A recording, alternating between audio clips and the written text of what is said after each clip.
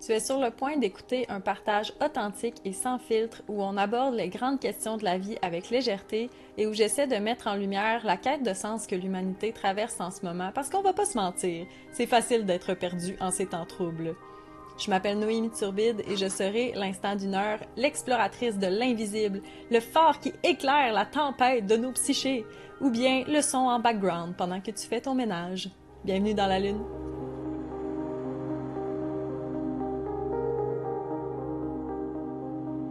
Bonjour et bienvenue à ce nouvel épisode de Dans la Lune, le podcast avec moi, Noémie.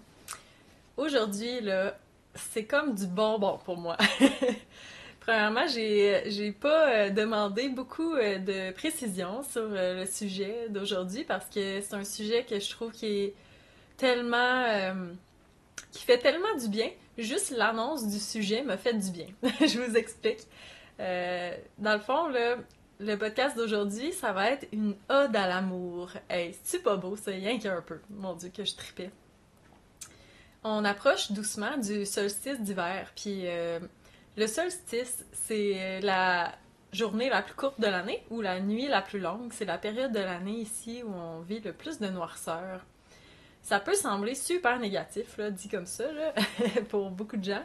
Mais moi, la manière que je vois le solstice d'hiver, c'est une célébration du retour de la lumière. Dans cette période de plus noire, là, surtout on est dans le mois encore de novembre, là, on est à la fin novembre en ce moment, début décembre peut-être quand vous allez écouter cet épisode-là, peut-être pas. C'est vraiment une période qui est sombre là, dehors. Là. Il fait pas mal toujours pluvieux, gris, froid, mais pas encore gelé. C'est quand même une période de l'année, comme je disais dans le dernier épisode, où beaucoup de gens vivent des épisodes un peu de dépression saisonnière. Moi, j'ai vraiment envie d'amener de la lumière aujourd'hui, puis ça a l'air que mes guides aussi, parce que comment on fait pour aller chercher la lumière dans nos vies? On se tourne un peu vers l'intérieur, puis on se tourne dans ce qui est précieux et lumineux dans nos vies, et souvent, ce sont nos relations. Euh, les relations, là, vous allez m'entendre souvent parler de ça, parce que premièrement, je suis balance, fait que c'est vraiment important pour moi, là, l'harmonie, les relations, la communication, tout ça. Mais je pense que c'est important pour tous, en fait. Peu importe que vous soyez en couple, célibataire, que vous ayez des enfants, pas d'enfants, que vous ayez peu ou beaucoup d'amis, tout le monde, si ce n'est pas, même si vous avez aucun ami puis vous êtes un ermite puis que vous habitez dans la forêt, vous avez quand même des relations. Vous avez la relation que vous entretenez avec vous-même. D'abord, ça c'est notre relation la plus importante. On va y venir. On a aussi les relations qu'on a avec les énergies de la nature, avec les animaux, avec tout ce qui nous entoure. Mais nos relations de cœur à cœur avec d'autres êtres humains, c'est quelque chose de tellement précieux, puis aussi quelque chose qu'on prend souvent pour acquis. Aujourd'hui, j'ai envie qu'on mette un peu de lumière sur ces belles relations-là, puis qu'on prenne le temps ensemble d'avoir de la gratitude pour les belles personnes qui sont autour de nous, qui sont notre réseau de support. Toutes ces personnes qui nous font évoluer aussi, même si des fois il y a du défi là, à travers tout ça. J'ai envie de vous raconter un peu l'histoire de mes amours. Hey, on va dans l'intimité. C'est une histoire que j'aime raconter puis j'aime en parler parce qu'à chaque fois que je la raconte, ça me reconnecte avec quelque chose de tellement beau puis tellement vrai pour moi. Puis c'est ma relation avec mon conjoint, avec mon amoureux Rémi. Rémi, ça fait 10 ans qu'on est ensemble. Oh mon Dieu, à chaque fois que je parle de lui, j'ai le goût de pleurer, mais dans la joie, là. C'est parce que moi, on dirait que ça se manifeste souvent comme ça, là, quand je veux parler de quelque chose qui est proche de mon cœur, là, les émotions, et arrivent à grand flot, là. Rémi, pour moi, c'est le témoin de mon existence. Puis c'est précieux, ça, parce que exister seul, ça nous donne une perspective sur notre expérience. Mais quand on partage notre vie avec quelqu'un, puis qu'on choisit de partager nos expériences, il y a quelque chose de vraiment beau, puis vraiment précieux dans le fait d'avoir un témoin de tout ça. Tu sais, c'est difficile à expliquer avec des mots, mais Rémi, c'est mon rock, là. C'est mon ancrage dans le monde. C'est ce qui fait que je comprends ce qui est réel pour moi, puis ce qui est illusion. C'est une immense fontaine d'amour aussi. C'est quelqu'un qui, juste sa présence fait du bien, il fait du bien à tout le monde. Il y a tellement un calme qui se dégage de cette personne-là que, tu sais, on peut pas s'empêcher d'être nous-mêmes, en fait. Il y a pas de jugement non plus. Rémi, c'est quelqu'un qui semble discret, mais qui est très présent. Puis surtout là, il voit à travers la bullshit là, comme n'importe qui d'autre. C'est quelqu'un qui a un regard vraiment objectif souvent sur la vie, puis aussi qui est très à l'aise avec lui-même, puis ça rend les autres à l'aise aussi, tu sais. C'est vraiment une belle personne, puis je suis contente qu'il soit dans ma vie. Puis pourquoi je vous raconte tout ça?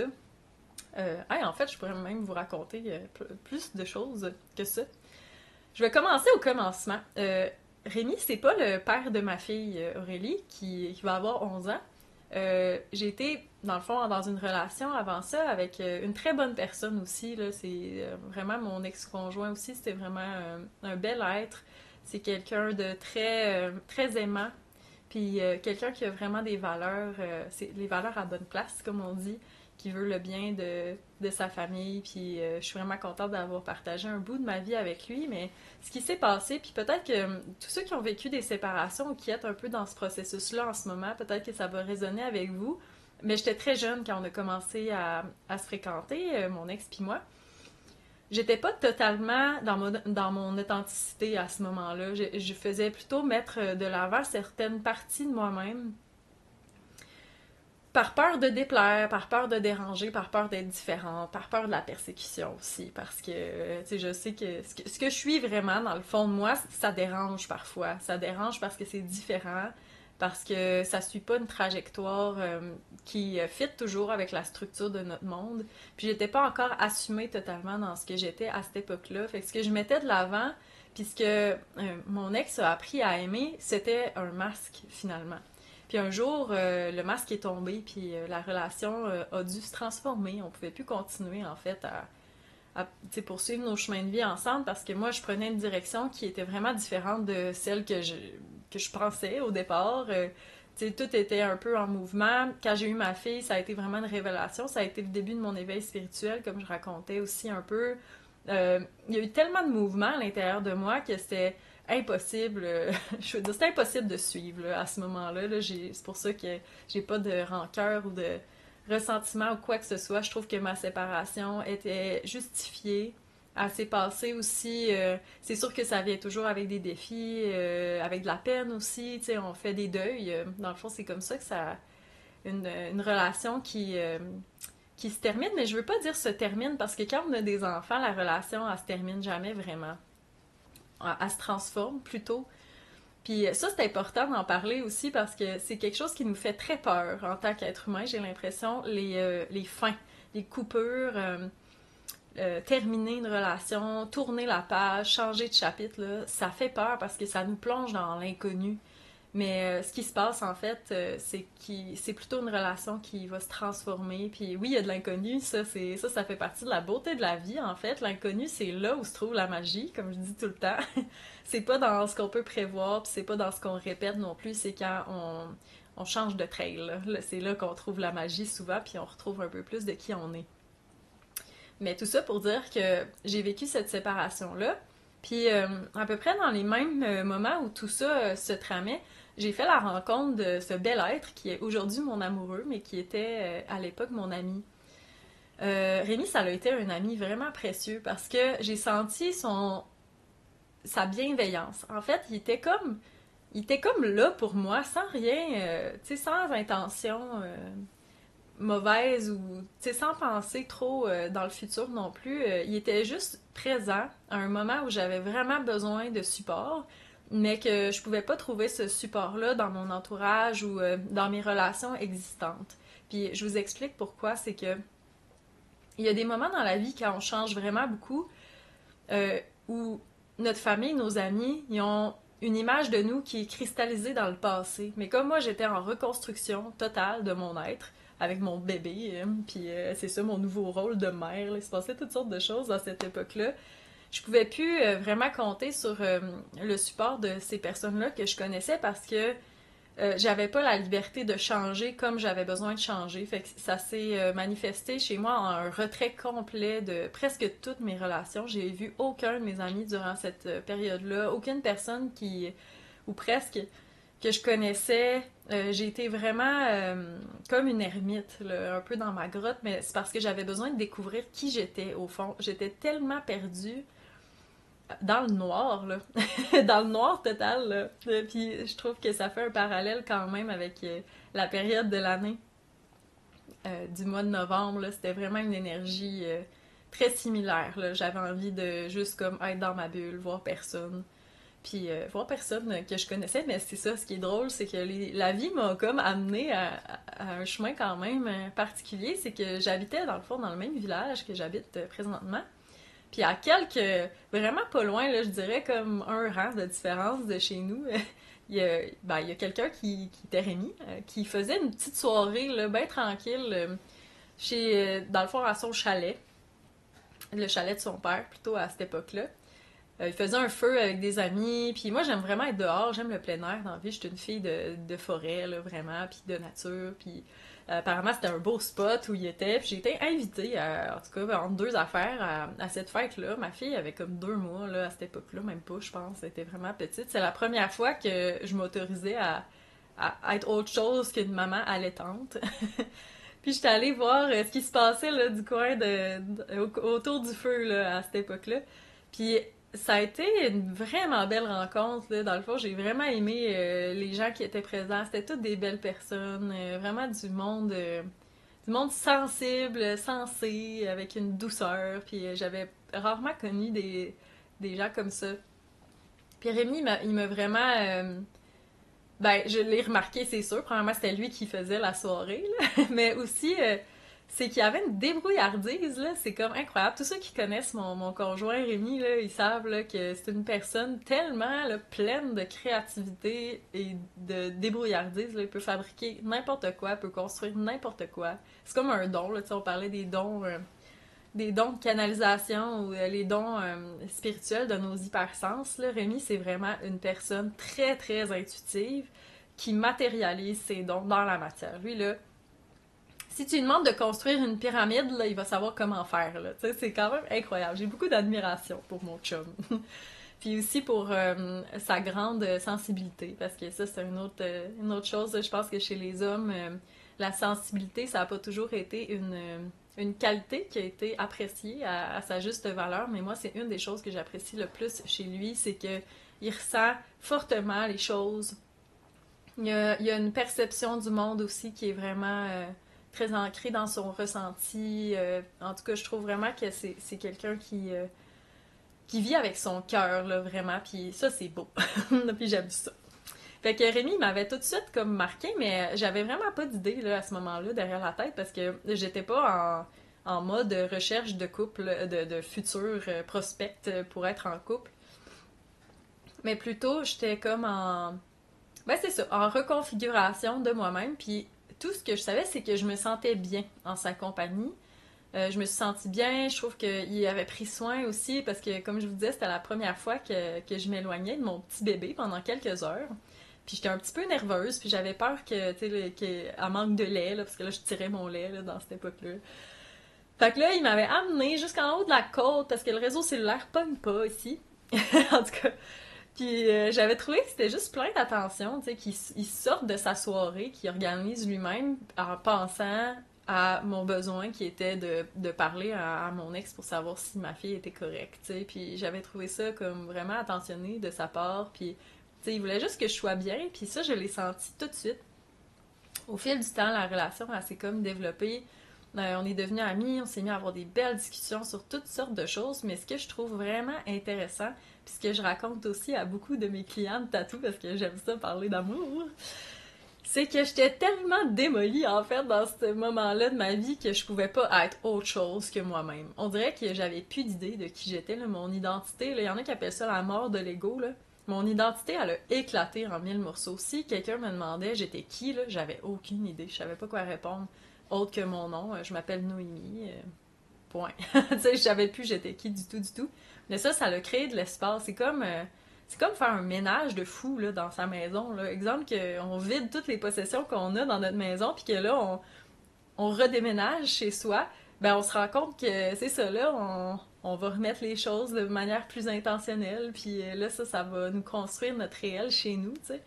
Mais moi, c'était ça, ça a vraiment fait de l'espace pour que je puisse me réorganiser, puis que je puisse vivre ma vie euh, plus en fonction de qui je suis dans mon âme. Puis ça, c'est intéressant parce que dans la vie, il y a beaucoup de gens qui vivent ces grandes redirections-là. Puis souvent, dans le fond, ce qu'on vit comme être humain, là, c'est qu'on a notre libre arbitre. On fait des choix. On en a parlé beaucoup dans d'autres épisodes. Des choix qu'on fait.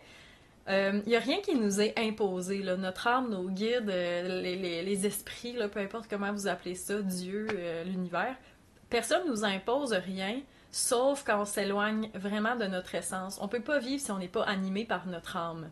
Puis ça, c'est intéressant, c'est mes guides qui parlaient de ça.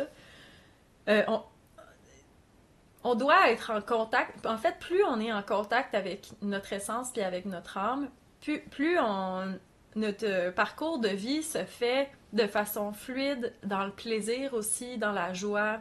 Mais quand on dévie un peu de notre parcours ou de ce que notre âme avait prévu pour nous, on a quand même le choix de le faire. C'est juste que là, on a moins de support là, de la gang d'en haut. Là. Au contraire, là, notre âme, elle essaie par tous les moyens de nous ramener là, vers notre cœur finalement, puis vers notre essence. Mais des fois, il y en a, comme c'est mon cas, qui, qui sont têtus, là, tu sais.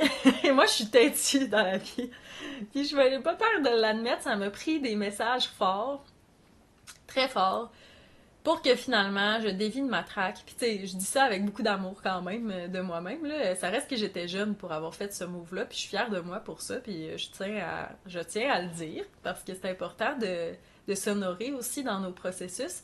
Je suis têtue parce que j'ai une tête forte, puis parce que quand je pense que je m'en vais quelque part, j'y vais pas à moitié. Je fais les choses, c'est ça, avec toute mon énergie et mon enthousiasme. Mais là, je m'en allais vraiment comme pas dans la bonne track, là, clairement. Là, puis là, je commençais à être confuse là, sur... il y avait plus beaucoup de joie dans ma vie. C'était le chaos. Fait que là, mon âme a profité de cette période-là de grand bouleversement pour me ramener sur ma track.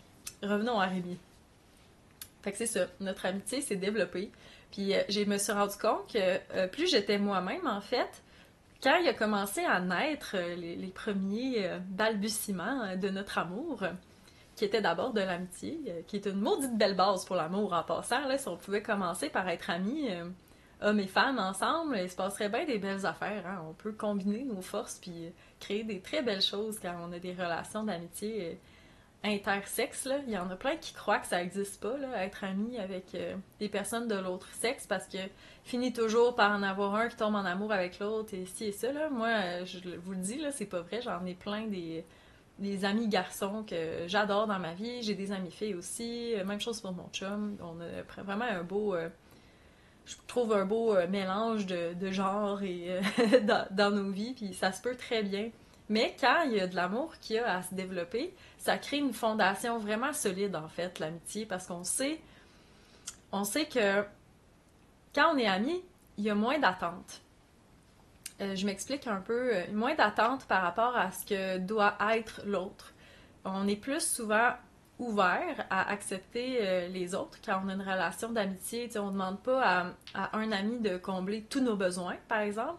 On ne demande pas à un ami de s'intéresser tout le temps aux choses qu'on s'intéresse nous et vice-versa.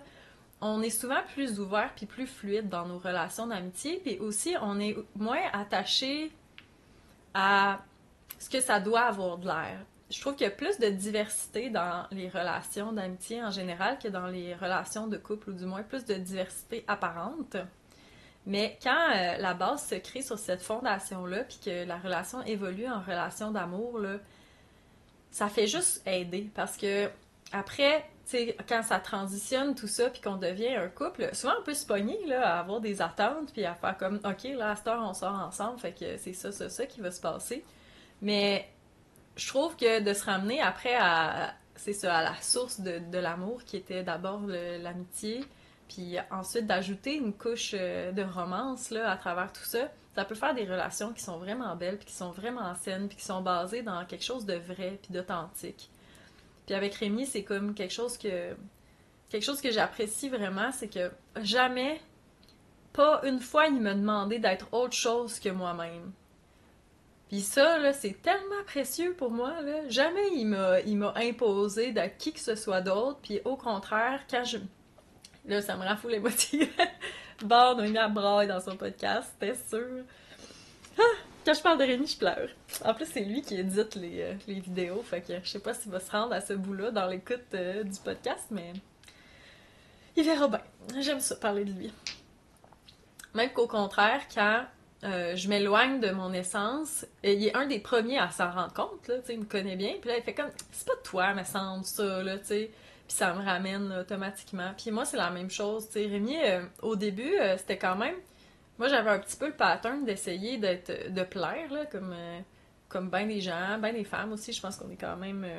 ben, c'est ça, c'est quelque chose que... Surtout quand j'étais plus jeune, tu sais, j'essayais de plaire aux gens, pas déranger, et tout ça.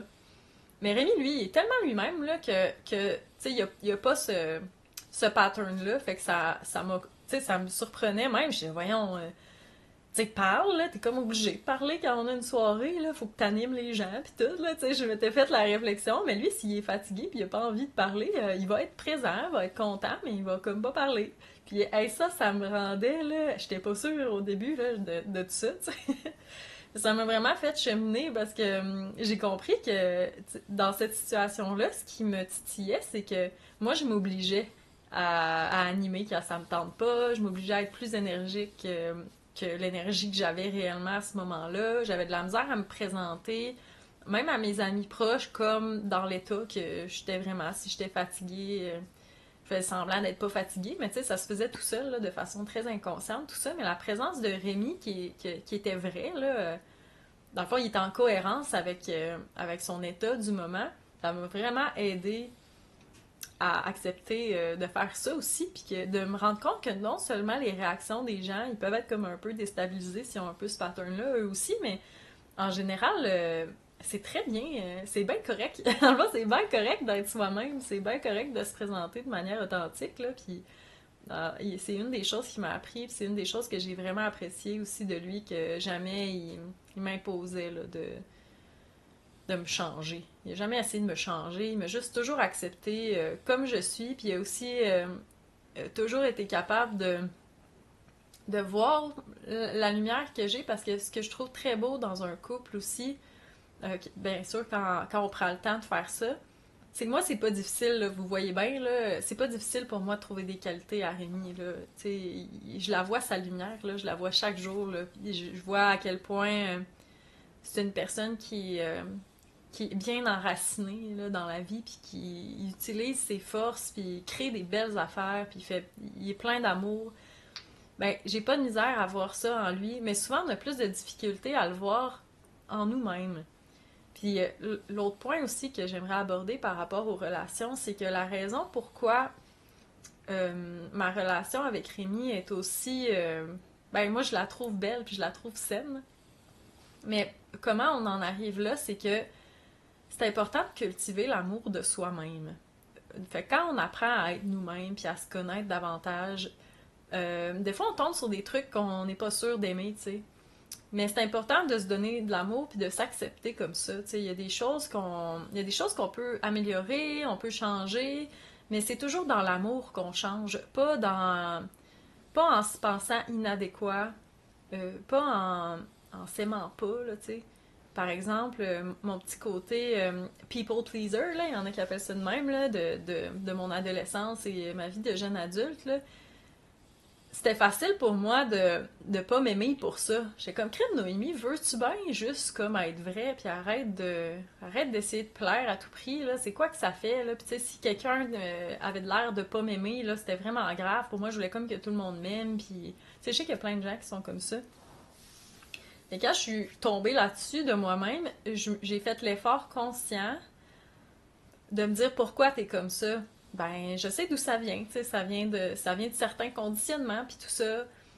Ça vient aussi, ben c'est ça, du monde dans lequel j'ai évolué, mais ça vient surtout d'un réel désir de connaître l'amour finalement. Mais j'avais pas encore compris que, tu sais, je voyais ça un petit peu à l'envers. Je pensais que recevoir de l'amour de l'extérieur, ça allait comme me donner le sentiment d'amour à l'intérieur, mais c'est pas ça en fait. C'est plutôt, ça se passe à l'inverse. C'est notre capacité à aimer. euh, dans le fond, de l'amour, ça peut pas se recevoir, hein. Ça fait juste se donner. C'est ça que je comprends maintenant au fil du temps. On peut créer de l'amour, comme par exemple, tu sais, je sais que Rémi, il m'aime aussi, là, j'y donne de l'amour, il me donne de l'amour dans un sens, mais ce que ça crée une union, puis l'amour grandit dans cette union-là, mais c'est pas quelque chose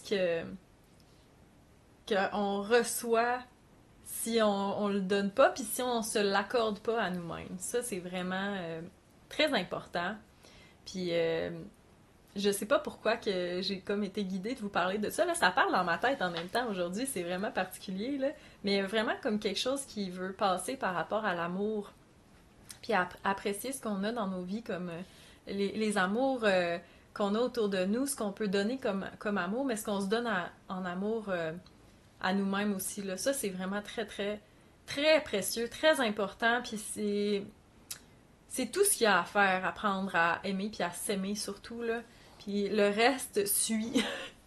Fait que quand je me suis rendu compte que j'essayais toujours de plaire, là, j'ai plutôt essayé d'accepter ce côté-là de moi au début. Avant même d'être capable de changer ce pattern-là, il fallait comme que je l'accepte comme étant une réalité. Là. Je te c'est vrai, je change mon comportement quand il y a des gens autour. Puis ça créait aussi beaucoup d'isolement parce que j'avais pas envie d'être entourée de gens, parce que ça me demandait une énergie grande pour maintenir le personnage. Ça, c'était un pattern que j'ai entretenu dans mon adolescence, dans ma vie de jeune adulte, avec mon ex-conjoint, avec beaucoup de gens, tu sais, autour de moi. Fait que je me suis donné de l'amour là-dedans, mais j'ai aussi compris qu'il y avait une leçon là-dedans. Le fait de m'adapter aux autres, c'est une grande force qui s'est développée par ce pattern-là. Ça m'a servi dans beaucoup, beaucoup de situations dans ma vie. Par exemple, ça m'a permis d'apprendre à lire les gens. Mettons que j'arrivais à un nouvel emploi, j'arrivais à une entrevue. Ben, la personne qui me faisait passer l'entrevue, là, j'étais tellement capable de lire son énergie que je savais quoi dire pour être engagée à la job. T'sais. C'est quand même un talent dans un sens. C'est un talent d'être capable de lire l'énergie des gens puis répondre à ça. Puis ce qui est vraiment étonnant, c'est qu'une fois que j'ai laissé de côté là, la partie un peu négative de ce pattern-là, il me reste encore le discernement.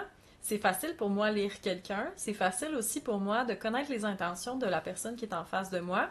C'est aussi facile pour moi de savoir si la personne est authentique ou non. Puis tu sais, j'observe ma réaction souvent à l'énergie de la personne, puis ça s'est développé finalement en don que j'utilise aujourd'hui ben, pour aider là, le plus possible. Là. Fait que tout part de l'amour au fond. Puis aussi, en cultivant l'amour que je me porte à moi-même, ben l'amour dans mon couple a juste grandi. Puis ça, là, c'est fou, là. Tu sais, c'est pas dur à faire, au fond, là. C'est dur en pratique, là. C'est beaucoup de changements de manière de penser, beaucoup de changements de paradigme, tout ça. Mais c'est pas si difficile de juste, comme, conscientiser de plus en plus les endroits dans nos vies où on manque d'amour pour nous-mêmes. Puis essayer de s'en donner plus. Puis se donner de l'amour, là, tu sais, c'est simple.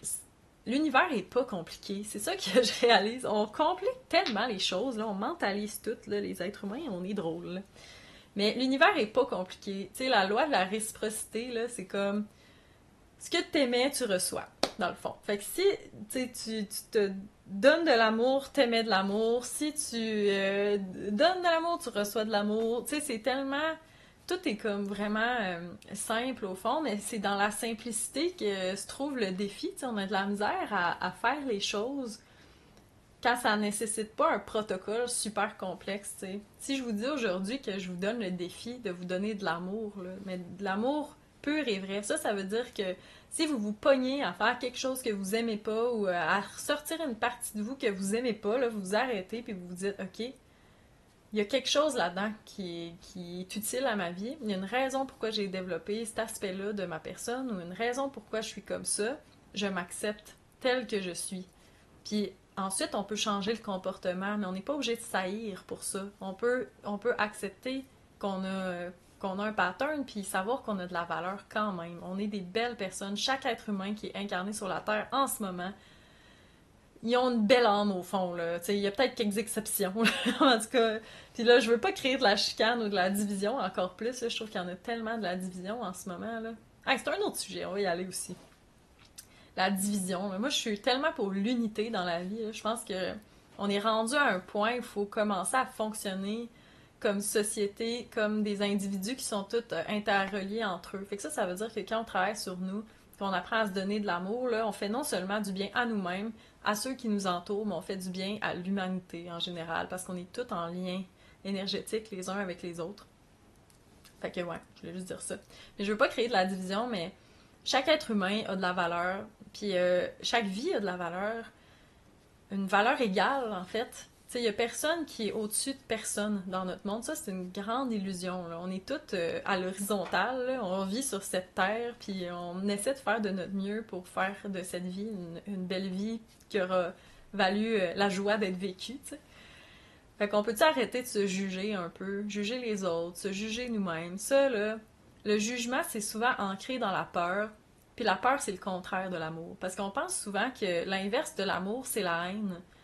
Mais non, la haine, c'est juste une manière tordue de vivre son amour. T'sais, c'est une manière qui est dommageable, mais qui part quand même. Il y a une racine d'amour là-dedans.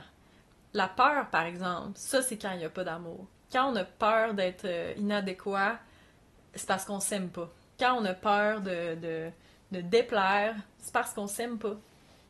Puis de faire ces réalisations-là, tranquillement, pas vite, là, ben ça change une vie vraiment. Si on peut tous se donner un petit peu d'amour, là, plus au quotidien, là, notre vie va... Ben c'est ça, ça change la vie d'une façon vraiment agréable.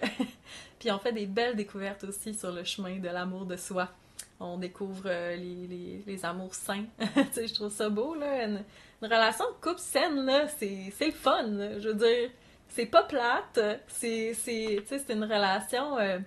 ce que je trouve intéressant, puis j'en parlais justement avec une de mes amies ce matin. Ce que j'aime de ma relation avec Rémi, c'est qu'on évolue toujours comme personne. Ça fait 10 ans qu'on est ensemble, mais on n'est plus les mêmes qu'il y a 10 ans. Fait que le Rémi que j'ai connu, que je trouvais bon débrouillard, il est plus pareil comme il était. Il a vraiment changé, en fait, depuis ce temps-là. J'ai beaucoup changé aussi. On a continué nos chemins d'évolution. Mais il y a tellement quelque chose de beau dans le fait de changer, d'accepter l'autre dans le changement, puis de se choisir encore. Encore, puis encore, puis encore. Chaque jour, on se choisit, tu sais. C'est beau, ça. Ah, c'est beau, certain. Je trouve que c'est important de prendre des moments pour apprécier ces choses-là, apprécier le chemin qu'on a parcouru aussi. Tu sais, moi et Rémi, on est deux têtes fortes. Tu sais, on a une belle relation, comme je disais, une relation que je trouve saine, que je trouve harmonieuse. Mais Colin, qu'on s'est confronté souvent. Tu sais, pourquoi? Parce qu'on a deux têtes de cochon, on est bien... on a des bons caractères, là, tous les deux. Puis c'est ça, tu sais, on avait tendance à souvent être en opposition pour des niaiseries, là, comme bien des couples. Puis à un moment donné, on a pris la décision de faire de notre mieux pour être en collaboration au lieu d'être en opposition. Puis ça a vraiment fait des beaux changements dans notre vie de couple. Puis c'est pour ça que je trouve que ma relation d'aujourd'hui, tu sais, je suis capable de l'apprécier là, vraiment profondément. Ça touche mon cœur juste d'en parler, puis de partager ça. Puis aussi la raison pourquoi j'ai envie de parler de ça, c'est que on n'a pas beaucoup de modèles. Tu sais, la vie de couple, c'est comme quelque chose de très intime, très vulnérable aussi. Puis on n'a pas beaucoup de modèles, je trouve, de relations saines. On a souvent plus, ben c'est ça, une vision de surface de ce qui se passe un peu chez les autres. Puis c'est bien normal, là, c'est des trucs qui se vivent en intimité. Mais c'est important pour moi d'en parler parce qu'il y a eu un moment dans ma vie après ma séparation où je pensais comme que ça existait pas. Où j'avais un peu perdu espoir. Je pensais que ça existait pas, une relation saine, que c'était toujours comme dans les attentes, puis que là, on se déçoit un puis l'autre, que c'était difficile de vraiment être dans sa vérité, que, tu sais, justement, qu'on n'était pas libre non plus, parce que, pour plein de raisons, qu'il y avait une responsabilité, là, reliée à ça qui nous empêchait, tu sais, de être ce qu'on est. Mais la réalité, c'est vraiment pas ça. En fait, c'est tellement atteignable, là. C'est tellement simple, une belle relation, là. C'est juste de dire sa vérité, d'avoir vraiment le bien-être de l'autre à cœur aussi. Puis c'est là qu'on peut parler d'amour inconditionnel. L'amour qui pose des conditions, euh, ça existe aussi là, dans un couple, c'est sûr. Là, on a toutes comme des limites, puis on n'est pas parfait, on n'est pas des Jesus là, tout le monde là. On est en chemin là vers notre être de lumière, de l'incarner pleinement du moins, mais on a tous des trucs à travailler. Puis c'est une des affaires que le couple, ça peut vraiment catalyser ces changements-là, je trouve, d'une façon très positive. Mais tu sais, c'est sûr qu'il y a un amour conditionnel qui vient. Tu sais, dans le sens que ce que je m'attends de Rémi, c'est qu'il me traite bien, là, qu'il me respecte. Tu sais, ça, c'est normal. Je pense que c'est des conditions saines. Mais, tu sais, ça reste que c'est quand même du domaine de l'amour conditionnel, dans un sens. Mais il y a aussi l'amour inconditionnel. Puis ça, c'est que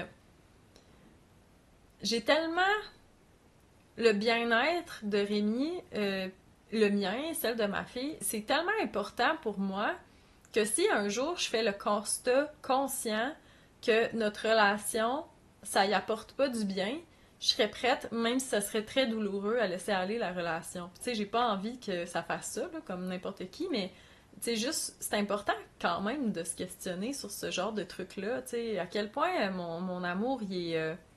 Tu sais, est-ce que je cherche à combler quelque chose avec ça? Tu sais, donne-moi ton amour, je comble un vide. Ou est-ce que c'est vraiment de l'amour. Mais c'est ça, de l'amour désintéressé dans un sens, c'est que j'ai rien à gagner à ce que Rémi soit heureux, tu sais, dans un sens. Ben, j'ai rien à gagner. C'est pas vrai, ça m'a. En tout cas, hé, là, c'est compliqué mon affaire, là. Mais c'est que j'ai rien concrètement, je vais pas chercher quelque chose, je vais pas chercher de l'amour chez lui, c'est que je l'aime assez pour vraiment, sincèrement souhaiter qu'il s'épanouisse comme personne. Puis cet amour-là, là, à chaque fois, il a voyez encore, là. Hey, je vais-tu brailler tout le long de même? À chaque fois que j'en parle, c'est parce que c'est vrai. Tu sais, ça vient de mon cœur, du fond de mon cœur. Puis les mots, c'est difficile dans ces contextes-là parce que notre langage est tellement limitant au niveau de l'amour. C'est tellement beau, l'amour. C'est tellement grand, c'est tellement puissant. Puis un amour comme ça, juste le fait d'avoir connu ça dans ma vie, là, j'ai tellement de gratitude. De savoir que ça existe, puis d'être sincèrement heureuse de voir un autre être s'épanouir, ça fait juste comme amplifier l'amour, là, tu sais. Puis c'est la même chose avec un enfant. C'est là aussi que je veux en venir. Les autres relations qu'on a tendance à... Je trouve qu'on prend pour acquis, parce que ça, c'est ça. On prend souvent nos relations les plus précieuses, on comble nos besoins avec, on veut les garder proches, on est un petit peu égoïste là, à ce niveau-là, mais je trouve qu'une autre relation qui mérite vraiment d'être mentionnée puis qui est souvent prise pour acquis, c'est la relation qu'on a avec nos enfants. Tu sais, nos enfants, là, c'est pas des petits aspirateurs à argent puis à attention, là. C'est tellement des beaux êtres. C'est l'occasion pour nous de guider un être pour qu'il y ait le parcours le plus épanouissant possible. C'est sûr qu'on fait des erreurs, là, comme tout le monde. Là. Je veux dire, il n'y a pas de parents parfaits parce que c'est difficile de se guider dans notre réalité en ce moment, de se guider pour vraiment comme opérer à partir de notre cœur et à partir de l'amour inconditionnel qu'on porte à nos enfants. Mais ça se fait. Puis, tu sais, les enfants, c'est tellement des enseignants aussi. Moi, quand ma fille est arrivée dans ma vie, j'étais pas prête, fuck all, j'avais 22 ans, là. Qu'est-ce que vous pensez? C'est sûr, j'étais pas prête du tout là, à son arrivée, mais en même temps, la vie a bien fait les choses parce que moi, je voulais pas d'enfant. À la base, là, j'étais quand même décidée dans mon affaire de pas vouloir d'enfant. Mais il se trouve que la petite homme d'Aurélie, très tenace, a trouvé un moyen de venir au monde. Malgré toutes les circonstances qui me surprennent parfois, là, c'était presque de la magie, là. Ben, quand même arrivé à ce moment-là, puis est arrivé à un moment, ben c'est ça, est arrivé au bon moment. J'avais besoin c'est ça, qu'elle arrive pour réorienter toute ma vie, puis c'est aussi que ça m'a donné une raison de plus d'être la meilleure personne que je peux être. Puis ça a vraiment comme chamboulé toute ma psyché parce que je me suis dit, je raconte aussi souvent cette histoire-là parce que je trouve ça cool. C'est que je me suis dit, quand j'étais enceinte, là, puis pas prête, il a quand même fallu ben c'est ça, je me suis posé la question, là, qu'est-ce qu'on fait? On garde-tu cet enfant-là? Est-ce que je mets fin à la grossesse? Tu sais, ça a été un questionnement, là, j'étais pas tout à fait dans mes meilleurs états. Puis, c'est ça, là, je me suis demandé, est-ce que je suis capable d'être une bonne mère? Puis là, j'étais là, mon Dieu, c'est quoi une bonne mère?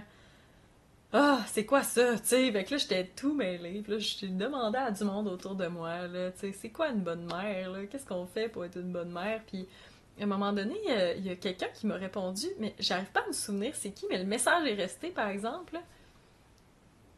Ah, je pense que c'est ma belle-mère, en tout cas du temps, mon ex-belle-mère. Elle me dit, si tu te poses cette question-là, Noémie, là, c'est parce que t'es sur la bonne track. C'est ça, être une bonne mère. C'est se re-questionner encore, puis encore, pour savoir si ce qu'on fait, ça a de l'allure, puis si ça sert au développement, puis à l'épanouissement de notre enfant. Boum! Hey là, ça m'a comme, ah, ok, c'est ça qu'on fait. On apprend à se connaître, on apprend à s'épanouir nous-mêmes, puis ensuite on donne l'exemple. Fait que là, j'avais comme de la job à faire, là, à ce moment-là. Parce que là, je me suis demandé l'autre question d'après qui m'est venue. Je suis une personne très curieuse, hein? Je pose plein de questions, même à moi-même. Fait que là, je me suis dit, est-ce que je suis épanouie et heureuse, là? Puis là, j'ai fait, hey, non. Mais là, comment tu vas faire, Noémie, pour apprendre à un enfant à être épanoui puis à être heureux? Ben là, j'ai fait, va falloir que j'apprenne comment ça marche, ça, cette affaire-là. Mais je me sentais quand même, je me sentais capable de relever ce défi-là. Puis comme je vous dis, j'ai une tête forte. Fait que j'ai dit, OK, on y va, on se paye la traite. Fait que Aurélie est venue au monde 9 mois plus tard. J'ai essayé plein de choses. J'ai été en thérapie, probablement. Premièrement, là, c'est première des choses. Là, je me suis intéressée au développement personnel, je me suis mis à lire des livres, je me suis mis à essayer des choses, à méditer, à faire de l'art. Tout est comme venu un peu là, de la naissance d'Aurélie, dans un réel désir de m'améliorer puis d'essayer vraiment d'être une bonne maman pour elle, mais pour moi aussi. Tu sais, moi, j'avais envie, justement, je savais que je pouvais pas donner ce que j'avais pas à l'intérieur de moi. Tu sais, ça, c'était comme une connaissance un peu, ben, intuitive, là. C'était les premiers balbutiements de la claire connaissance. J'avais souvent des espèces de messages, là, comme des downloads. Je pense que quand on est une maman particulièrement, un papa aussi, là, mais quand on est responsable de la vie d'un autre être, on est toujours soutenu dans notre parcours, mais on est encore plus connecté, je trouve, directement à ces moments-là. Fait que des fois, je recevais comme ça ben juste tu sais, des petites instructions, là, un peu, c'était des fois pas trop clair, mais tu sais, je savais juste quelque chose comme ça, fait que j'ai eu envie de suivre cette voie-là. Puis, ben, je suis vraiment contente parce que quand je regarde ma fille aujourd'hui, là, je la trouve tellement lumineuse, puis tu sais, je prends pas le crédit du tout, là. Elle a vécu ses difficultés. J'ai fait des erreurs aussi, comme tout le monde. Il y a des trucs que je ferais différemment aujourd'hui dans son enfance. Mais ça reste que, globalement, là, je trouve qu'elle est épanouie, là. Puis en plus, elle rentre dans l'adolescence, là. Elle a 10 ans, fait que, tu sais, tranquillement, quitte doucement l'enfance. Puis, tu sais, c'est une période qui peut être un peu de défi pour, pour ceux qui ont des adolescents à la maison. Je me fais raconter toutes sortes de choses, moi, au salon de tatou. Puis aussi, tu sais ça, les enfants, ben c'est ça, ils nous challenge là, à différents niveaux, mais ça reste que quand je regarde ma fille, ben premièrement, je l'aime d'amour. Tu sais, on a une belle relation, elle puis moi. On a une belle relation basée sur la vérité aussi, l'authenticité. Parce que ça, j'ai continué à... Vraiment, avec cette valeur-là, c'est une valeur qui est fondamentale pour moi, ma valeur de vérité, là, d'authenticité. Je sais que le mensonge, même les mensonges un peu, ce qu'on appelle des mensonges blancs, là, moi je crois pas aux mensonges blancs. Parce que à chaque fois qu'on dit pas la vérité, ou qu'on camoufle la vérité, qu'on la tord un peu à notre avantage, on se fait du tort à nous-mêmes. C'est pas plaisant mentir. Je suis sûre que si vous vous pognez, là, vous êtes du genre à faire des petits mensonges blancs là, à votre entourage. Là. T'sais, soyez attentif à comment vous vous sentez quand vous faites ça, là, à quel point c'est dissonant là, dans notre énergie. Là. Moi, je vois comme un son désagréable où on se fait pas du bien. C'est comme une punition qu'on s'inflige, en fait, de mentir, alors que, des fois, la vérité, ça vient avec... ben, c'est ça, ils disent toute vérité n'est pas bonne à dire. Moi, je suis pas d'accord avec ça. Je dirais plutôt, il y a une façon de dire toutes les vérités. On peut exprimer sa vérité avec douceur, avec compassion. On peut exprimer la vérité de plein de belles manières. Mais mentir, c'est pas une solution. Puis mentir à son enfant, là, ça crée des problèmes plus tard. Puis moi, j'ai fait le pacte avec ma fille il y a vraiment longtemps, puis on renouvelle le pacte là, périodiquement, parce que les enfants, ça oublie, à mesure que ça grandit, que j'ai dit que j'allais jamais lui mentir. Jamais. Pas une fois. Si elle me pose une question, elle peut être assurée que je vais lui répondre la vérité. Par exemple, le pacte, c'est que je veux qu'elle fasse ça aussi avec moi. Puis que si jamais elle se prend à mentir par peur que je la chicane ou des choses comme ça, ben, elle va rectifier le tir, là. Après, tu sais, j'y donne la marge de manœuvre quand même de faire Hey, tu sais, excuse-moi, maman, ce que j'ai dit tantôt, c'était pas tout à fait ça, c'était plutôt ça. Puis Aurélie, tu sais, c'est comme je vous disais tantôt, en plus, elle est pas chanceuse, là, j'ai quand même la faculté de lire l'énergie des gens, puis l'énergie du mensonge, ça pue au nez, là, c'est quand même évident. Surtout quand c'est un enfant, là, je veux dire, elle a des croûtes à manger, là, ça veut m'en passer une vite. Mais c'est pas arrivé souvent qu'elle me mentit, tu sais. Puis ça, je suis convaincue de ça, puis je trouve ça vraiment beau, en fait. Puis les fois où c'est comme arrivé, là, je l'ai laissé comme mariner dans son jus, là, puis hey, ça a fini. Je me sens tellement mal, maman, là, je t'ai pas dit la vérité pour telle affaire. Puis j'étais comme, c'est bien correct, bravo de me dire la vérité maintenant. Mais tu sais, elle s'est punie elle-même, là. Elle était tellement pas bien dans son mensonge, là. Puis en plus, c'était vraiment pour une affaire niaiseuse. Elle avait mangé tout son chocolat. Elle vendait du chocolat pour le club de gymnastique. Puis un jour, elle va regarder peut-être ce podcast-là, puis elle va dire Voyons, maman, que tu racontes ça. En tout cas, elle a tout mangé son chocolat au lieu de le vendre, tu sais. Puis là, j'étais, t'as tout vendu tes chocolats? Puis là, t'es comme, ben oui! Mais tu sais, elle disait pas un mot, elle mangeait la barre de chocolat, puis elle mettait le 2 piastres dans sa boîte, tu sais. Puis elle a tout mangé la boîte, puis elle l'avait cachée dans sa chambre. C'est un comportement d'enfant typique, là.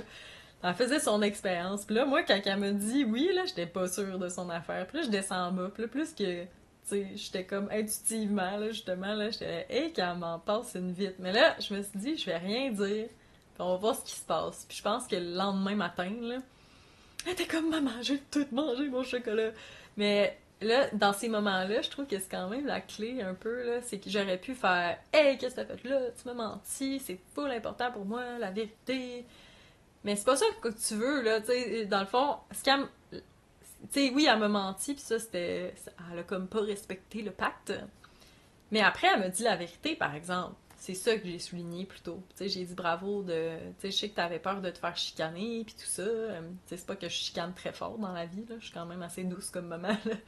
Mais, tu sais, j'ai trouvé ça bon que d'elle-même, là, elle s'est rendue compte que c'était tellement désagréable de porter ça, puis, tu sais, qu'elle ben, finalement, elle a eu l'élan de dire les vraies choses, tu sais. C'est important, ça, puis cultiver la vérité puis l'authenticité avec ses enfants, là. En tout cas, moi, je suis bien pour ça. Je pourrais en parler bien longtemps. Mais pour revenir au sujet de l'amour et de l'amour inconditionnel, là, je trouve que nos enfants, c'est des êtres qu'on n'apprécie pas assez souvent. Puis il y a une raison à ça, c'est que les mamans que je connais sont tellement fatiguées, là, tellement fatiguées, puis ça me fait de la peine. Puis ça me fait de la peine parce que je me rends là, moi aussi, souvent. On est tellement dans le don puis dans le sacrifice de soi, quand on est des enfants, souvent, ben qu'on n'a pas de place pour s'aimer. Puis quand on n'a pas de place pour s'aimer, on n'a pas de place pour aimer l'autre non plus. Fait qu'il y a comme une balance qui est vraiment importante à aller chercher, je pense, quand on a ben, des vies, hein, qu'on est responsable de vie, d'êtres vivants, que sont nos enfants. Mais c'est de se donner un peu le repos, puis le temps aussi d'apprécier ce qu'ils sont. Quand on est fatigué, brûlé, parce qu'on travaille 60 heures semaine, que, ah ouais, il va les chercher à la garderie, il va les porter à l'école, tu sais, c'est comme la course folle qui font du sport la fin de semaine, parce qu'il y a beaucoup que c'est leur réalité, là. Les tournois de hockey, puis, tu sais, ça finit plus, ça, là. C'est un mode de vie qui est pas soutenable pour bien des gens. Puis c'est aussi, quand on est épuisé, c'est difficile d'apprécier. Tu sais, je connais pas beaucoup de gens qui ont des bons mots pour leurs enfants. C'est triste, hein, quand on y pense, là. Puis j'entends beaucoup d'histoires, comme je vous disais, à mon travail. Mais ça m'a fait vraiment réfléchir sur ça parce que moi aussi, j'étais une personne qui a tendance à se surcharger là, dans la vie en général. Tu sais, j'ai plein d'idées, je suis full créative, je suis en ébullition. Je veux dire, dans mon monde, dans l'intérieur de moi, là, je pense que j'aurais assez de stock pour remplir plusieurs vies d'affilée, tu sais.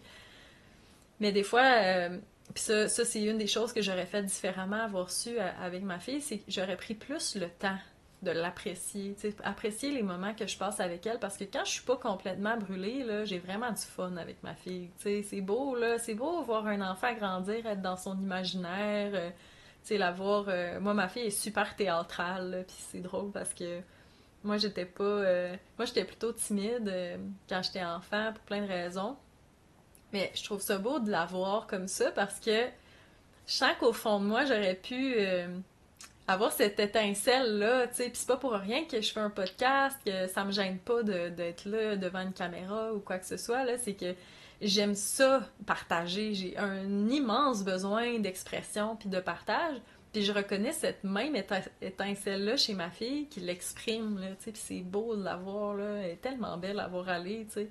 Vous allez la rencontrer d'ailleurs, on va faire un épisode de podcast ensemble sur la parentalité consciente, et j'essaie de pas trop pas trop m'égarer dans ce sujet-là, là, mais j'ai envie aussi de prendre un moment avec vous pour apprécier cette relation-là dans ma vie. Parce que c'est rare qu'on le fait. Puis c'est ça. Les choses que j'apprécie de ma fille, c'est premièrement qu'elle est vraiment lumineuse. Là. Elle est pure d'intention. Elle a vraiment l'intention de faire du bien autour d'elle. Elle a full de compassion. Elle est super empathique. Elle est vraiment brillante aussi. J'apprécie son intelligence ben, qui est une intelligence d'enfant qui a pas encore perdu la simplicité du génie, en fait. C'est ça que je trouve intéressant. Le génie, c'est pas compliqué, d'un sens, parce que je trouve que tous les enfants sont des génies, mais on les abrutit à mesure qu'ils vieillissent. Mais quand on essaie de cultiver ce génie-là qu'ils ont à l'intérieur d'eux, qui se trouve dans leur créativité, là, il se passe tellement des belles choses, puis je trouve ça beau de voir ça renaître plutôt, parce que, comme certains le savent, là, cette année, c'est la première année que je fais l'école à la maison à ma fille. Puis il y a plusieurs raisons qui m'ont amené à faire ça, mais entre autres, il y avait, il y a eu des situations dans son milieu scolaire que ça lui faisait vraiment du tort, là. Puis là, je la voyais plus aimer apprendre. Je l'ai vue vraiment comme déprimée aussi, là, d'une manière que je l'avais pas vue être. Il y avait comme une surstimulation. Elle était aussi très fatiguée. Il y avait plein de choses comme ça, puis je reproche rien à son école en particulier. Là, c'est plutôt où on en est comme société, on prend pas très soin de nos enfants. On n'aime pas ça admettre ça, mais tu sais, si on demande à beaucoup de parents, c'est quoi les besoins d'un enfant? Ils vont vous dire c'est manger, se vêtir, jouer. Mais il y a plein de besoins. Un enfant, ça a besoin, tu sais, oui, de stimulation, mais de stimulation de sa créativité. Fait que ça passe par comme des petites périodes d'ennui. Ça a besoin d'attention. Tu sais, ça a besoin d'attention positive des parents. Ça a besoin d'interaction. Ça a besoin de moments de partage conscient. Tu sais, un enfant, c'est dans le moment présent. C'est rare les parents qui sont dans le moment présent. Les parents vivent dans le futur souvent, dans la planification de ce qui est à venir, dans qu'est-ce qu'on va manger pour souper. Pas beaucoup de parents qui sont dans le moment présent. Puis ça, là, tu sais, je dis ça, c'est sans jugement parce que c'est des choses que j'ai conscientisé moi-même. Là. Je me suis pognée à faire ça. Puis là, encore une fois, c'est pas dans le but de juger qui que ce soit. C'est juste dans le but. Moi, il a fallu que quelqu'un m'en parle de ça pour que je sois au courant là, que j'étais pas dans le moment présent avec ma fille. Là. J'étais tout le temps dans comme faire sûr que elle a fait ses devoirs, faire sûr qu'elle a pas oublié sa boîte à lunch, faire sûr de si, tu sais, planifier. Mais c'est rare les moments que je passais vraiment avec elle, avec ma pleine attention. Puis j'ai manqué beaucoup de son enfance à cause de ça. Puis aussi parce que, veux pas, la séparation fait en sorte que je l'ai une semaine sur deux. Là, la garde a un petit peu changé depuis que je fais l'école à la maison. Mais quand même, là, tu sais, c'est déjà quand on accepte de faire la garde partagée, on manque la moitié de l'enfance là, de notre progéniture. Tu sais, c'est une dure réalité qu'il faut accepter, mais c'est comme ça. Par contre, j'essayais au moins que la semaine qui était là, ben c'est ça, de cultiver ma présence pour qu'elle se sente pas en manque là, d'attention, d'amour, quoi que ce soit. Mais je trouve que mettons, les écoles, c'est un bon exemple, la manière que le système scolaire est construit. Les enfants, ils n'ont pas beaucoup de place à exprimer leur créativité. Ils ont un horaire qui est quand même strict, une structure rigide qui est imposée. Ça fait des très bons employés, hein. Une fois qu'on a fini tout le parcours scolaire, on est bien entraîné à être là à l'heure, à pas manquer même quand on est malade, à faire ce que ça nous tente pas de faire. Puis tu sais, je sais que c'est comme... Il y en a que ça va faire réagir probablement ce que je dis là, mais c'est vraiment pour amener de la lumière là-dessus, tu sais. Est-ce qu'on répond réellement aux besoins des enfants avec notre système scolaire actuel? Je pense que non. Puis je pense que ça fait longtemps que c'est comme ça. Puis il est temps de repenser un peu la manière qu'on éduque nos enfants. Puis aussi, il est temps qu'on délègue moins l'éducation de nos enfants. Quand on est un parent, ben le parent, c'est le premier enseignant des enfants. Puis plus... je connais plein de gens, justement, qui travaillent dans les écoles. Puis c'est intéressant parce que les gens qui font partie de ce système-là sont très au courant de ça. Puis souvent sont d'accord avec moi. Les parents, c'est qu'ils s'attendent à plus éduquer leur enfant. Ils pensent que c'est la job de l'école, ça. Mais non, la job de l'école, ça sert à apprendre à fonctionner dans notre société, tu sais. C'est vraiment ça. Mais ça apprend pas comment aimer sainement, ça apprend pas à avoir des relations d'amour inconditionnel, là, l'école. Là. C'est pas à ça que ça sert. Tu sais, ça sert à apprendre à lire puis à compter. Puis ça, c'est bien utile pour faire ses impôts plus tard, tu sais. C'est à ça que ça sert, l'école.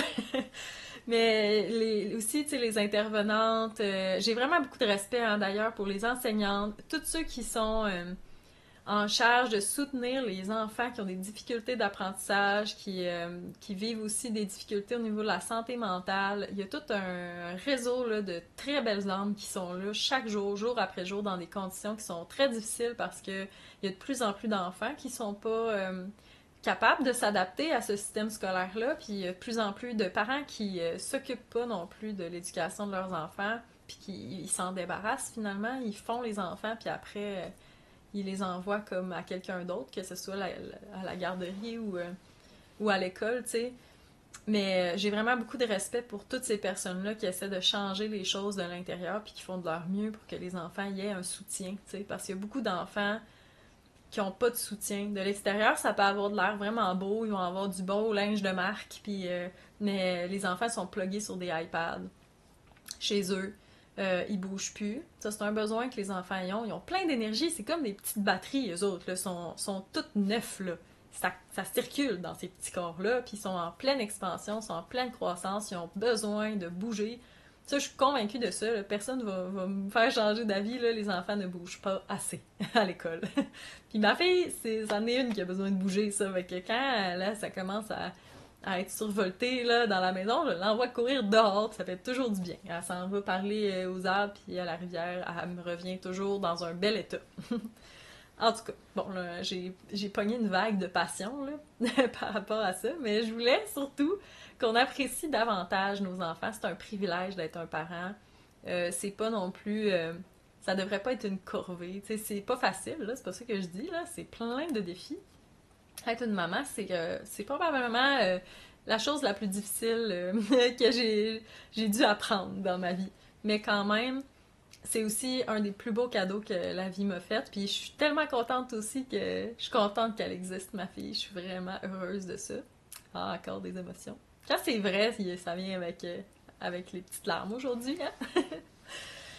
Je suis contente qu'elle existe. Je suis contente aussi de toutes les prises de conscience qu'elle m'a fait faire. Je suis vraiment heureuse parce qu'à chaque soir, je vais l'aborder encore à 10 ans. Je me suis demandé l'autre fois jusqu'à quel âge on borde nos enfants. Mais je me suis dit jusqu'à temps qu'elle ne veuille plus que j'y aille, je vais y aller assidûment chaque soir. Puis on dit des gratitudes, tu sais. Ça, c'est un beau moment qu'on passe ensemble. Puis souvent, ma fille, les choses qu'elle a de la gratitude, c'est tout simple. J'ai de la gratitude parce que on a dansé ensemble. J'ai de la gratitude parce qu'on vit dans un bel endroit, puis elle a accès à un grand terrain pour jouer. Elle dit j'ai de la gratitude parce que j'ai des parents qui m'écoutent. Et ça fait du bien à entendre. Là. Puis moi, j'ai de la gratitude chaque jour pour son sourire, pour tout l'enthousiasme qu'elle a, pour toutes les affaires qu'elle me reflète aussi. C'est comme, j'ai l'impression à travers elle d'avoir la chance de vivre une deuxième enfance, mais plus consciente, tu sais. Puis aussi qui est choisie, dans un sens. Tu sais, quand on choisit pas les familles dans lesquelles on est. Puis c'est ça, ça nous amène des défis dans la vie, tu sais. Puis je suis sûre qu'Aurélie, elle va sûrement avoir des défis plus tard, là, pour des choses que j'ai faites. Mais aux parents, ça donne la chance de vivre cette période-là de la vie de quelqu'un d'autre, là. Mais de la vivre, c'est ça, en conscience. Puis ça, c'est vraiment beau. Les enfants, ils ont tellement à nous apprendre. Tu sais, on dit les enfants sont méchants, là. C'est tellement faux, ça. Les enfants, c'est le miroir de leurs parents. Quand des enfants sont méchants dans la cour d'école, là, entre eux, là, c'est parce que ils répètent des choses qu'ils ont vues à la maison. Les enfants, dans leur essence pure, c'est tellement des êtres sans méchanceté, plein de belles intentions. T'sais, ils peuvent être très centrés sur eux-mêmes, ça c'est normal, dans le fond, c'est qu'ils apprennent, ils forgent leur identité. Fait que oui, ils sont cernés sur leur nombril, c'est normal. C'est drôle de les voir évoluer là-dedans. Mais à un moment donné, ils dépassent ce stade-là, mais ils sont pas méchants. Ils ont vraiment une nature aimante. Puis c'est ça, je trouve qu'ils sont pas... on n'en prend pas soin dans notre monde. On leur donne pas des bonnes choses à manger. On leur donne pas des bonnes choses comme contenu non plus. Le contenu multimédia qui est présenté aux enfants, je trouve que ça les fait pas... ça l'aide pas à leur développement. Ça nuit même parfois. Puis tu sais, là, je soulève des problèmes, mais c'est parce que je veux mettre en lumière ces choses-là, parce que si on n'en parle pas, ben, il y aura pas de changement. Puis les changements sont pas si difficiles à faire. Tu sais, c'est un processus. C'est comme apprendre à bien manger, tu sais. Manger sainement dans la vie, là. C'est pas quelque chose qu'on fait du jour au lendemain, là. On y va à tâtonnement, on essaye des choses. On sait tous que des légumes, c'est bon pour la santé, là. Personne qui s'obstine là-dessus. Fait qu'on peut commencer par ça, tu sais. S'il y a bien une chose que tout le monde est d'accord, là, je pense tous les humains de la Terre, les légumes, c'est bon pour la santé. Fait qu'on mange des légumes, ok? On peut commencer par des vérités universelles, là, de même, là. Mais avec les enfants, c'est un peu ça, tu sais. Il y a pas de... Il y a pas beaucoup de ressources... Ben, il y en a des ressources qui sont disponibles, mais c'est difficile de trouver l'information parce qu'il y a à peu près toutes les sortes de parents qui existent, toutes les manières d'éducation qui existent. C'est vraiment de trouver celle qui est adaptée pour nous, puis celle qui est adaptée pour notre enfant. Puis ça, c'est facile parce que... Ben, c'est facile. C'est un processus, mais c'est vraiment... c'est dans le bonheur de l'enfant ou dans ses comportements qu'on va vraiment reconnaître ça. Tu sais, je pense pas qu'il y a des enfants qui sont... qui sont naturellement... ben, c'est ça, qui sont naturellement méchants ou qui sont naturellement, tu sais, surexcités, là. Tu sais, il y en a des enfants qui sont plus énergiques que d'autres, qui ont tous leurs traits de personnalité différents, mais, tu sais, je pense à beaucoup de problèmes pourraient être évités, en fait, puis beaucoup de médications qui pourraient ne pas être données à ces enfants-là, qui n'ont pas vraiment leur mot à dire sur ce qu'on fait à leur corps à cet âge-là. Puis on pourrait éviter ça en essayant de... Ben c'est ça, en essayant de les aimer correctement. De les aimer d'une manière qui sert leur développement. Puis, ouais, c'est un sujet qui est important pour moi. Moi, je suis une personne vraiment sensible dans la vie. Je suis sensible aux conditions des gens, des animaux, des enfants. Puis c'est quelque chose que vous allez m'entendre souvent parler parce que on est en grand besoin de se réveiller là, comme population là, sur plein de ces sujets-là. Que ce soit sur nos relations de couple, sur la parentalité, sur même la manière dont on traite nos animaux, tu sais, d'être un peu plus objectif ou d'avoir une perspective un petit peu plus large sur la vie de ces êtres-là, puis sur l'influence qu'on a sur leur parcours de vie, ça peut juste faire du bien. Fait que c'est ça que j'aimerais partager, que je voulais partager avec vous aujourd'hui. C'est drôle parce que c'est pas du tout ce que je m'attendais comme partage durant ce podcast-là, mais c'est ça, j'ai juste envie quand même de vous inciter à, dans vos relations, en trouver comme une ou deux dans vos relations proches qui est vraiment importante pour vous, puis de faire la liste un peu à l'intérieur de vous de ce que vous appréciez de ces relations-là. Je pense qu'en faisant ça, ça aide à amener de la lumière puis à amener de l'amour sur les relations qui sont ce qu'on a de plus précieux dans la vie. Parce que quand arrive le jour de la fin de notre vie, la seule chose qu'on a, c'est les personnes qu'on a aimées. Il nous reste rien d'autre. Fait que je vous souhaite là-dessus une belle fin de journée. Allez faire un câlin à vos enfants. Dites-leur qu'ils sont beaux puis que vous les aimez. Allez voir votre conjoint puis dites-lui que vous l'appréciez ou votre conjointe. Faites quelque chose de gentil pour eux aujourd'hui parce qu'ils méritent, sont là pour vous, sont là pour votre évolution, pour votre apprentissage. Puis vous aussi, vous êtes là pour eux, pour les aider à être les personnes les plus épanouies possibles. Et je vous souhaite une belle fin de journée, puis à bientôt. Bye! Plein d'amour! Wouh, je fais des dégâts. Merci d'avoir été des nôtres pour ce bel épisode du podcast. Si vous voulez voir les autres épisodes avec le vidéo aussi, puis l'audio, bien sûr, vous pouvez aller sur YouTube dans la chaîne Dans la Lune avec Noémie. C'est là que vous allez retrouver les épisodes de podcast, mais aussi d'autres contenus comme des méditations guidées, puis d'autres belles affaires dont on vous garde la surprise. Ensuite, on a aussi le compte Instagram Dans la Lune avec Noémie où je fais des lectures de tarot, puis encore une fois, où il va y avoir du contenu plus régulier pour vous donner des nouvelles. Puis le dernier endroit où vous devez absolument aller voir, si vous voulez rien manquer, c'est sur l'infolettre. Ça, on se rend sur mon site internet noemiturbide.art. Écrivez-nous votre courriel, puis on va vous envoyer tout le nouveau contenu qui sort à mesure. Donc, merci beaucoup, puis on se voit au prochain épisode. Bye bye!